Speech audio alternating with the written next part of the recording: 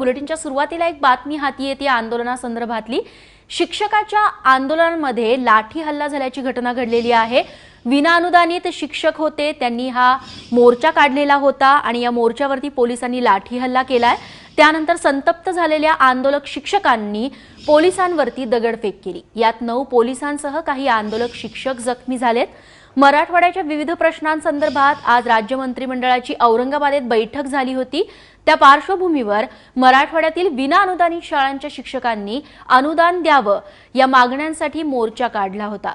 रवी मुंडे आमचे प्रतिनिधी आपल्याला अधिक माहिती देतील। रवी, नेमकं काय झालं या मोर्चामध्ये? रेश्मा, आज सकाळपासूनच मंत्रिमंडळाच्या बैठकीच्या दरम्यान अनेक मोर्चे विभागीय आयुक्त कार्यालयावरती धडकले होते। त्यामध्ये देखील आज विनाअनुदानित शाळा कृती समिती अनुदान हक्क मोर्चा करण्यात आलेला होता। विभागीय आयुक्त कार्यालयावरती हा मोर्चा होता। त्या मोर्चा दरम्यान काही शिक्षक आणि पोलीस आमने सामने आले होते। शिक्षकांची खूप मोठा गट तिथे असल्यामुळे त्यांनी विनोद तावडे यांना आपलं निवेदन त्यांनी स्वीकारावं ही मागणी त्यांनी आक्रमकपणे लावून धरली होती। मात्र पोलिसांनी याला अटकाव केला। या अटकाव दरम्यान काही शिक्षकांनी हुज्जत घालण्याचाही प्रयत्न केला। त्यामुळे पोलिसांना त्या ठिकाणी लाठीचार्ज करावा लागला।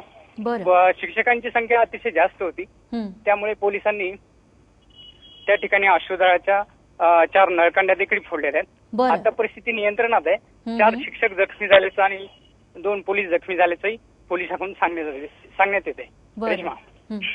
रवी, धन्यवाद तुम्ही दिलेल्या माहितीबद्दल।